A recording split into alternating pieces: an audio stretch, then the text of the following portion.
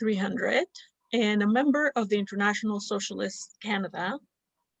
We also have Victor Fernandez, who is a member of the Coalition for Immigrant Rights in Los Angeles and Marx21. And we have Xolisiwe, or Connie Ndlovu, and she's the president of CUPE 7797 and works at Sprint's Senior Services, one of the agencies in a composite local that represents over 600 personal support workers, or PSWs, as we've gotten to know that term during this pandemic. This time, we're gonna have a 15-minute for each speaker. I will just, wave you when you have a couple of minutes left. We're not gonna have questions. This is just the closing of the whole day for today. I'm going to invite Carolyn to take the floor.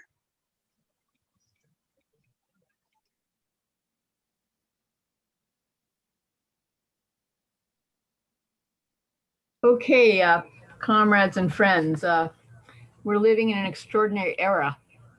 There are times, decades, when nothing seems to happen, then suddenly history seems to repeat itself or leap forward in an incredible way.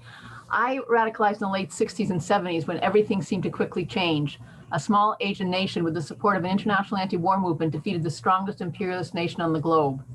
The Black Power movement, the women's movement, the student movement, the gay liberation movement emerged with the active involvement of millions. There was a sense of tremendous hope and endless possibilities of creating a new world with a profound radicalization taking place. I became a lifelong socialist. History doesn't repeat itself, and obviously for so many reasons, the times are not the same. But if we look at the struggles that have taken place and that have talked about today, we get a sense of those same possibilities. So many people worldwide moving into action because of the horrific conditions that they are facing. The center isn't holding, and people are trying to understand what's happening, looking for an alternative to what is. Employers and governments everywhere have failed to deal with the pandemic, and globally workers have resisted. Faced with the brutality of capitalism, people are radicalizing. There's a tremendous sense of anger at the base of society. And these actions and struggles have not only been about working conditions, but incorporate the systemic racism and oppression that are part and parcel of capitalism. The uprising of the farmers in India, workers in Nigeria, the Palestinian people fighting back against the apartheid regime of the State of Israel, the climate justice movement, mass protests led by Black Lives Matter sparked by the murders of George Floyd, the fight back against anti-Asian racism and Islamophobia. I want to speak about the horror of colonialism, the 215 Indigenous children dead but not forgotten in Kamloops.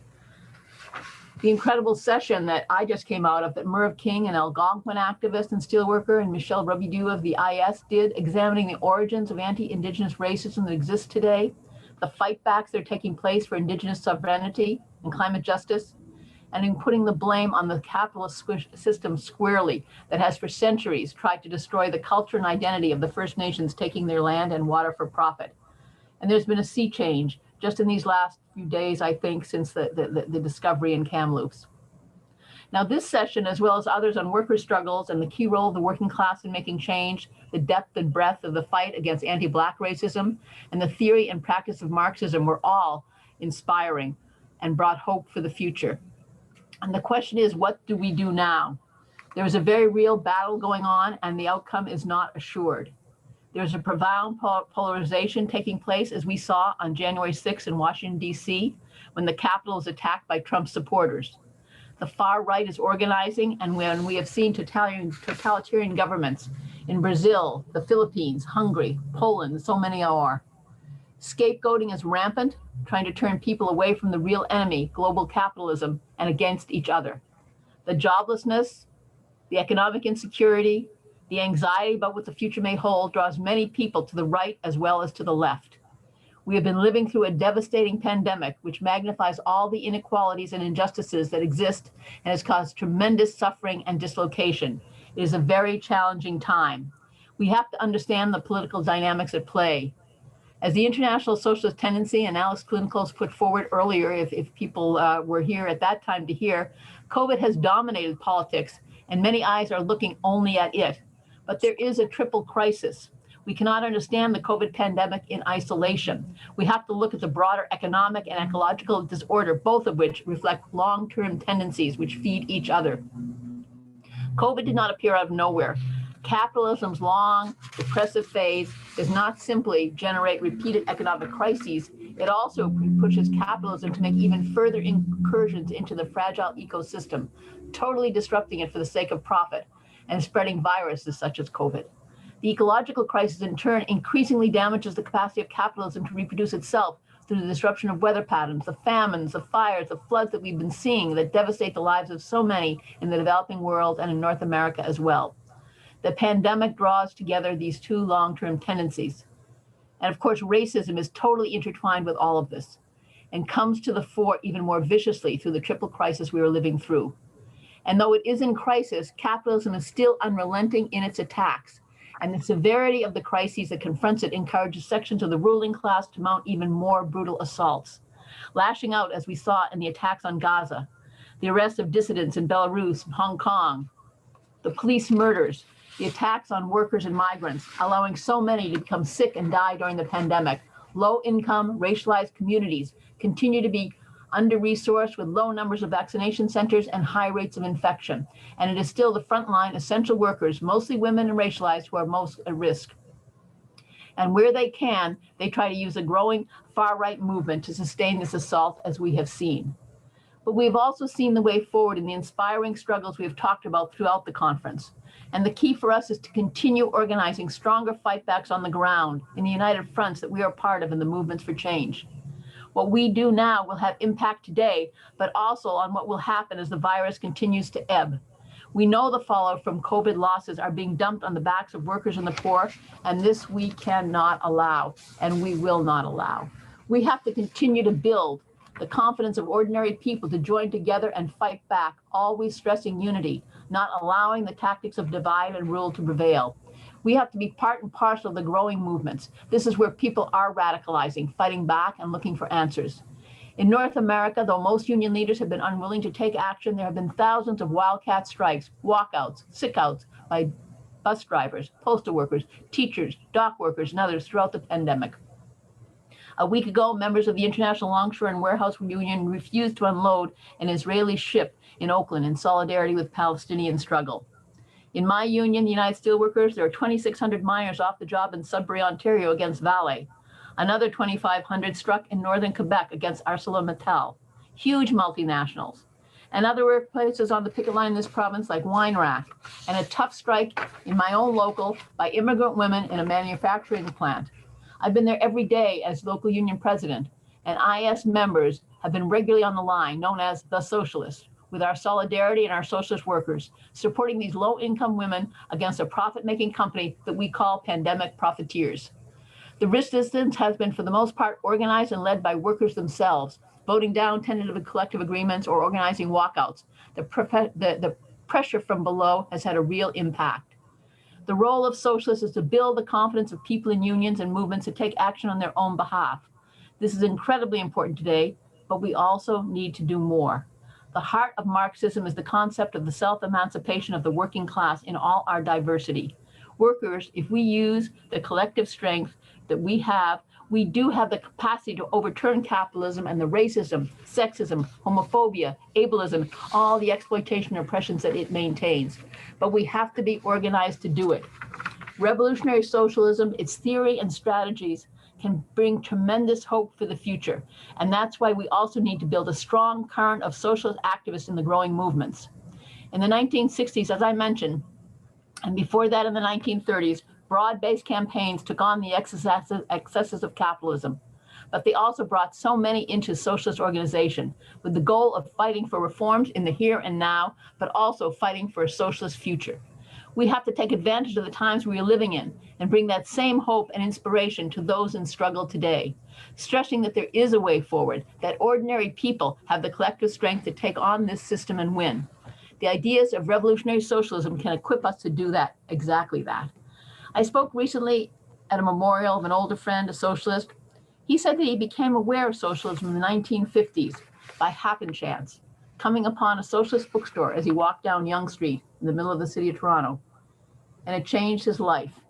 He said, as a young person, the realization that the economic system of capitalism is not humanity's normal existence, but only a stage in the historical development of society was absolutely intoxicating. We want many others beyond ourselves to feel that same intoxication, and it shouldn't be left to chance. We need to build a socialist organization that will bring that same message to those who today are struggling for change. Socialist ideas can provide the answers that people are looking for, that can allow them to become inspired about the possibility of real change, lasting change.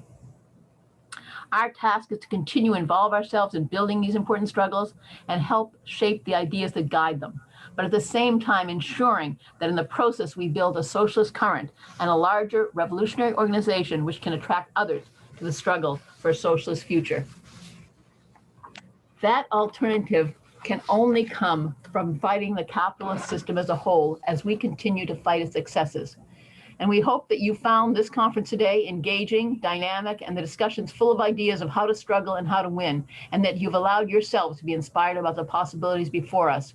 We're glad that so many of you have been able to come together with us today. And if you believe, as we do, in the need to overturn this corrupt system and create a new world without exploitation and oppression and the ravages of capitalism, we ask you to join us as part of an international revolutionary socialist movement and let us build that new world together. Thank you. Thank you very much, Carolyn. I'm sure a lot are going to heed your call to action. I would like to give the floor to Connie, and the floor is yours. I'll give you a 2-minute warning. Yes. Hello? Yes, Hello? we can hear you well. You can hear me, but I can't find my video. Oh, Yeah.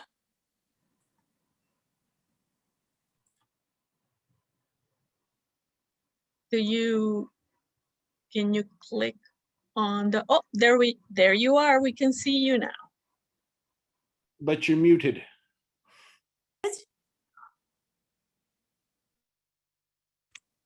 Hi. Hello? Hello. Hello? Can you hear me? Yes. Yep. Yep. We can hear you. Okay, something's gone wrong with my video. No, we can Everything. see you. We can see you, and we you can hear you. me? Okay, good. Thank you. Sorry about that. I can't see myself. No worry. I'll give you a 2-minute warning, or I'll interject if necessary. The floor is yours. You. Okay. Okay, thank you. Thank you for inviting me to speak at your last segment of your rally. I've enjoyed speaking at your forums as a PSW and a woman of color. I respect the work you do, and I've listened and learned a lot from all of your speakers that you've brought along to speak at these forums like myself.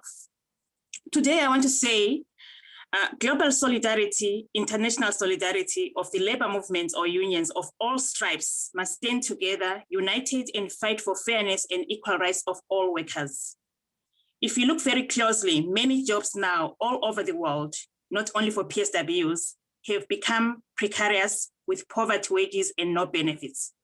Precarious work for the working class people is a global crisis that requires international solidarity in our fight against austerity. We must continue to apply pressure everywhere and remain firm, fair, and consistent with that pressure to our employers at the workplace. We must be united as workers of the world. The Western world must show and provide tangible support to workers in the developing countries like Africa, where there is no law, order, and terrible abuse of human rights and workers' rights. Unions must not fight for themselves here at home, but support workers in crisis zones like today in Palestine, where workers are caught in the war zones and their voices are being silenced when they try to broker peace for the defenseless women and children in those areas. Justice for the working class is a right for every worker in Canada, in Palestine, in Afghanistan, in Zimbabwe, in Mexico, and all over the world. Empowerment of working personal support workers and women and racialized workers is a right to all workers of the world. A successful campaign to provide personal support workers here in Canada with adequate PPEs, personal protective equipment, during the time of the pandemic can only be successful if we do the same campaign and put the same pressure to advocate for migrant workers to have PPEs when they come and work in our country here in Canada, in the farms where their rights are abused every day. Silence is not an option for the labor movement. And discrimination is not a choice for the labor movement. We all have to be united. Today, when we campaign for access to COVID-19 vaccine in the marginalized communities in our country here in Canada, we must also campaign for the access to vaccine to the developing countries in Africa. Just like Mandela said, together we shall rise and together we shall fall. The pandemic is a global crisis. Getting everybody vaccinated in Canada and the Western world and leave other developing countries will not help us to win the struggle against the pandemic, just like the struggle against the worker rights every corner of the world. No worker is safe without PPEs here in Canada and elsewhere. And yes, as workers of the world, we must show solidarity in our fight against austerity, abuse of worker rights, against Black racism, Islamophobia, homophobia, against misogyny, and any forms of oppression against workers. We shall put pressure and continue. We shall conquer and then we shall win. But we're not going to do it isolated. We're not going to do it if we don't look into ourselves and see how we treat each other, how we treat workers of color, how we listen to the children crying in Palestine, how we listen to the migrant workers who are in the farms in this country with no PPEs, with no gloves. We cannot win when we don't come together. So I just want to say today that call is louder and louder and clear. And I think the pandemic has shown that the workers have to be united, and whoever is in a place where they can speak the loudest, where there's no silencing of the voices of the workers, we must support those who are being silenced today because they cannot speak, who are running from the bullets because they cannot speak, who cannot get to work because there's a roadblock, who cannot feed their children because they are a certain color of their skin, or because they do a certain job that doesn't really matter. So I just want to say thank you for inviting me, but this is where we stand today. Solidarity, international solidarity, it means looking after each other as workers of the world. And also the labor movement, even if we have many people in the unions, we still have to look out for those who are not in the unions because they are the workers of the world too. If we talk about ourselves who are in the labor movement and leave those who are not in the unions, our struggle is far from being over. Thank you. Thank you very, very much, Connie. And I'm going to give the floor to Victor Fernandez. Hey, everybody. Thank you for having me. And thank you for being part of this discussion. I'm going to talk a little bit about immigrant rights and some of the stuff we're doing in LA, as well as sort of the kind of overview of it within the United States. I think it's very interesting having to hear what's going on in Canada with some of the comrades there, especially given the mass grave of children in residential schools. Because the interesting thing is, as soon as I saw that, it's literally like the thing that's going on right now in the United States, where unaccompanied minors coming in from Central America are being put in detention centers. And so there's like an almost like one-to-one kind of discussion as to like, yeah, look what's going on in Canada, but it's a very similar thing right now. It's going on in the United States with immigrant children. And it's kind of like, you look at what the history has been, both in Canada and the US with the indigenous boarding schools, and you're seeing a replication of that going on right now, which makes sense when you look at both of the countries as part of what had always been an ongoing European settler colonialist project in the United States. It's like, when we talk about manifest destiny here in the United States, and the idea of like even like Oregon, the state of Oregon initially was seen as going to be as a possible white utopia. You start seeing that like the white supremacist project was not only about coming in and taking over the land, but also about defending, quote unquote, defending it from other groups of people who came here seeking liberty and freedom or whatever other reasons or more economic opportunity for their families. And the interesting thing is that immigration controls and any kind of immigration law dovetails out of that.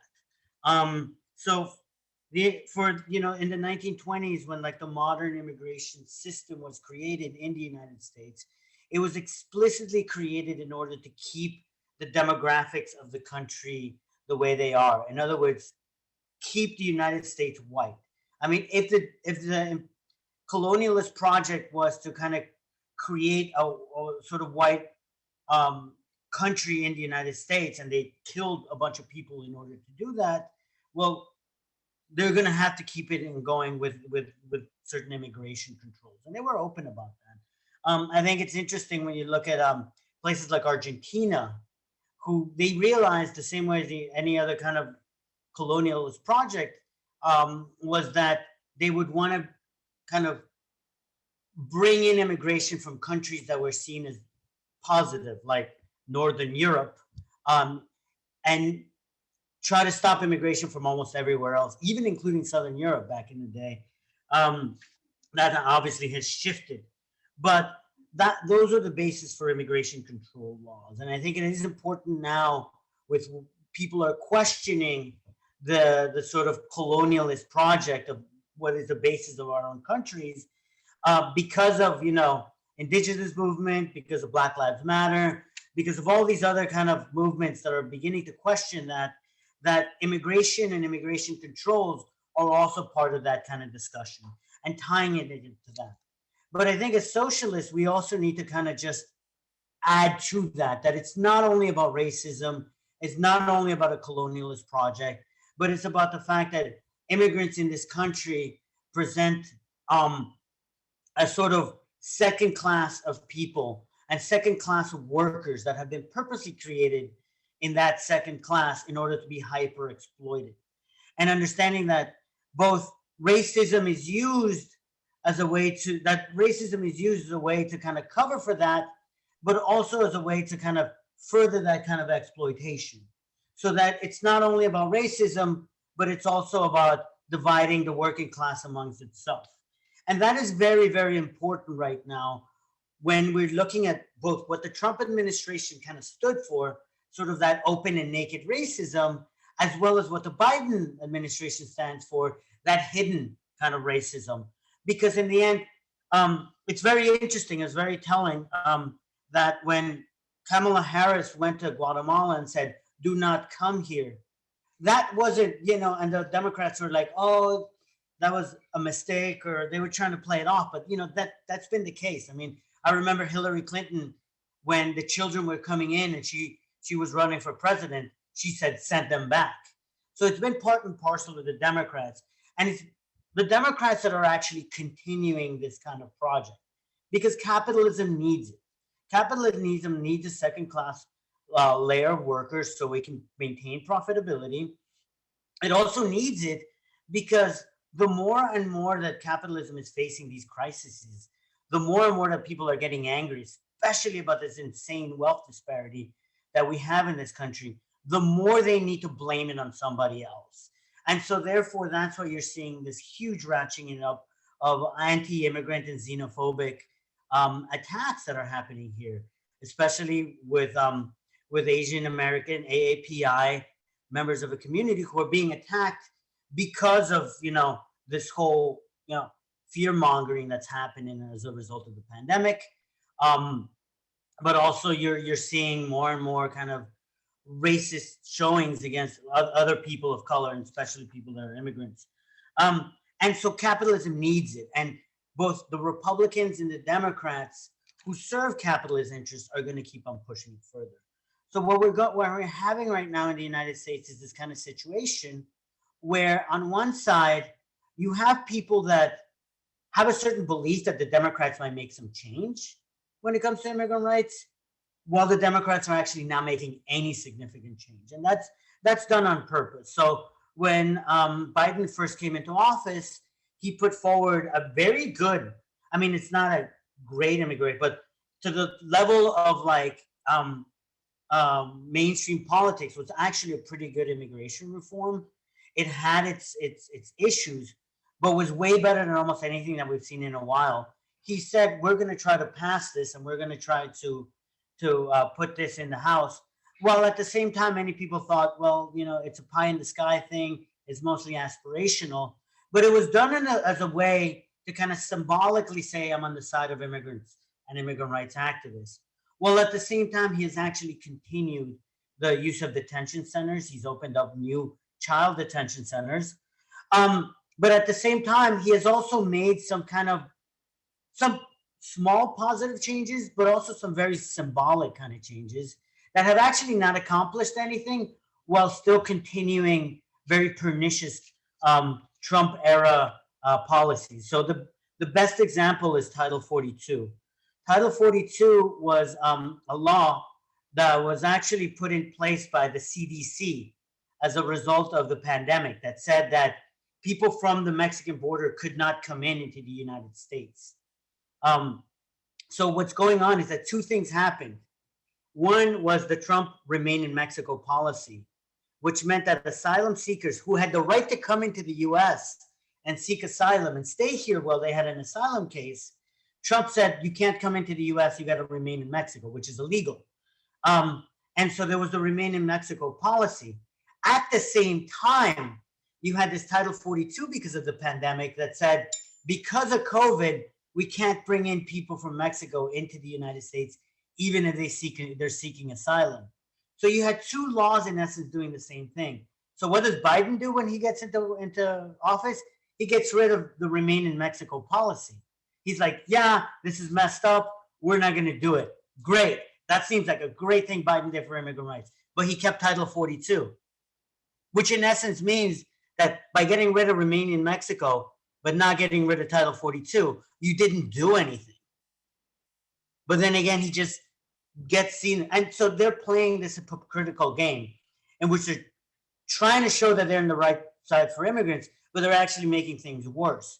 So what happened was that for Title 42, what it basically said was, okay, if people come into the United States seeking asylum, you can't let them into the country. But when he got voted into office, there was a court ruling that said that can apply to anybody except unaccompanied children. So what in essence happens is that if a family unit tries to come into the United States and try to seek asylum, they're going to be denied entry into the US. But if an unaccompanied minor comes in, they can be allowed entry into the United States. So families are forced to send their children unaccompanied into the United States. And now the Biden administration is like, well, we got to house them somewhere. And so child detention centers begins popping up. And then what they do is they're like, well, we're not going to have them under CBP control. We have another Health and Human Services control. And so then they come out in the news and say, oh, we got rid of 80% of the children in CBP detention centers. But they also don't say that those children were just transferred to Health and Human Services detention centers. There's a couple here in LA, one in Pomona, which is the Pomona Fairplex, and one in the Long Beach convention centers. They're just grabbing convention centers, putting cages in there and keeping kids in there. And what in essence has been, is that a continuation of the Trump separation of children and their families.